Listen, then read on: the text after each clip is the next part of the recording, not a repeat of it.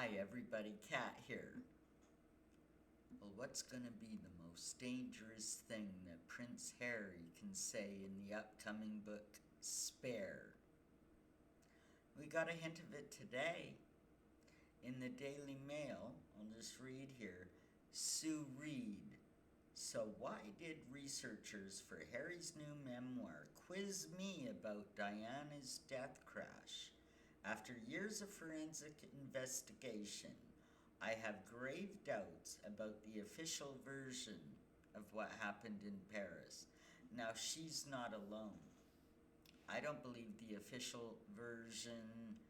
Henry Paul, the driver, was drunk. She wasn't wearing a seatbelt. The car crashed. End of story. I don't believe that. There's been too many really, really good investigators that have written books, that have done interviews, that have done articles. Too botched inside investigation where crucial evidence wasn't even brought out. Two kind of inside job investigations where it was proven pretty much that evidence had been tampered with. And it's really interesting how opposers to the official narrative, such as all kind of witnesses at the beginning, people that have spoken out, people that might know something, somehow they all commit suicide. It's terrible. It's terrible. Just like JFK. Everybody who didn't believe the magic bullet story, Oswald acted alone. If you look back over the years, the 60 years since then, most people don't believe the official narrative. But a lot of the original people, investigators and this and that, and witnesses and people close to the story that might know something, somehow, they all died under mysterious circumstances, we might say. That happens a lot with conspiracy theories. I wonder why. Well, here's the gist of it. I'll give you hopefully enough that you'll be interested to investigate this yourself. Henry Paul, the drunk driver. Well, let's talk about Henry Paul. He was the head of security at the Ritz Hotel. Don't you know he was also a government agent who on that night may or may have not been working on a special project? Again, the thought of the patsy comes up. In the investigation, it is discovered like he had this blood alcohol level that was just insanely high. But one thing they don't tell you a lot of,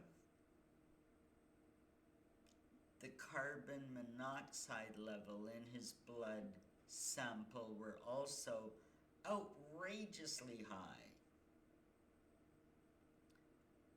And independent doctors and forensic scientists have come to the conclusion that at some point blood samples of Henri Paul were switched with somebody that committed suicide drunk in his car. That's why you get the high carbon monoxide levels. I mean, there's that. There's the fact that witnesses say there were people in the tunnel on motorbikes before they arrived. And that right at the moment of the crash, they sped away and have never been caught. When the police rounded up the photographers, the 6 of them, I think they arrested at the scene of the crash. That was after the crash. There were some that got away. There's also what I have discovered, and really, I discovered something interesting about it, but everybody knows, everybody's heard about the white Fiat Uno that was apparently ahead of them in the tunnel, and something happened. We know on Diana's car there was a scrape of white paint. That's how they discovered that it was a Fiat Uno that came into contact with the car in the tunnel. Well, for years, they checked every Fiat Uno in the realm and could not find this car till 6 years later. 6 years later, they find the car on the property of one of Europe's, at the time, big paparazzi guys. Very famous in his field, photographer. Don't you know, just by chance, he happens to be a government agent as well. Who'd have thunk it? Who'd have thunk it? Henri Paul, a secret agent, and so is the owner of the Fiat Uno, who, by the way, and when they discovered the car on his property at his chateau in France, the car was burnt beyond recognition, as was this photographer whose body was found inside the car, burnt to a crisp, but also a bullet hole in his head, and they called it a suicide. You gonna kill yourself like that? What are you gonna do? Gee, should I set the car on fire first and then shoot myself in the head, or should I shoot myself in the head and then set the car on fire? Suicide, give me a break. But that's a fact, and that is something that if you look it up, you can find it. There are many, many, many discoveries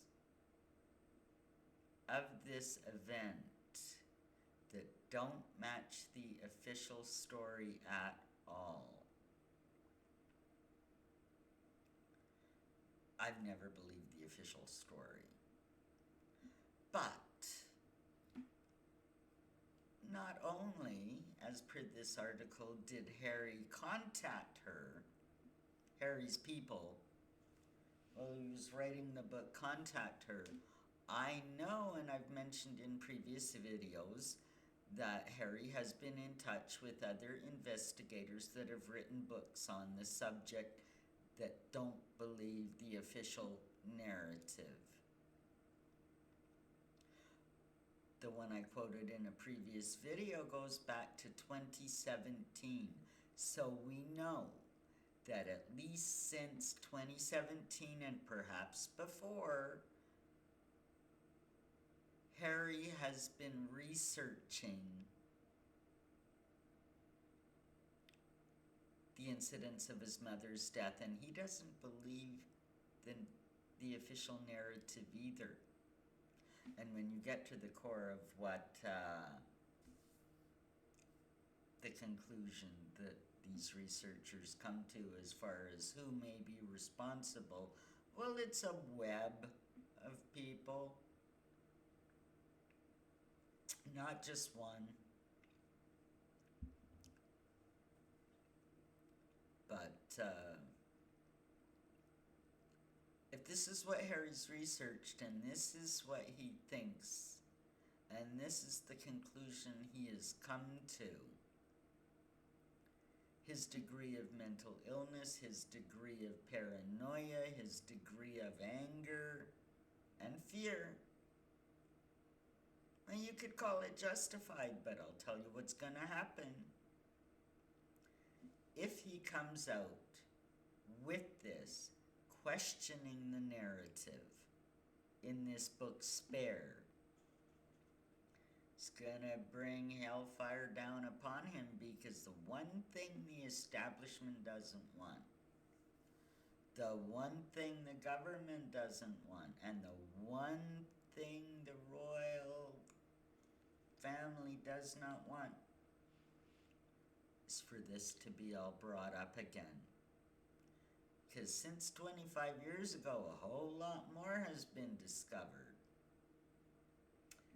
They don't want this back in open discussion again. If Harry mentioned this, he's in trouble. Because then he'll be a real threat. So we gotta wait and see what happens. Like and subscribe. We'll talk to you in the next one. Make sure you leave a comment. I want to hear what you're saying, what you're thinking.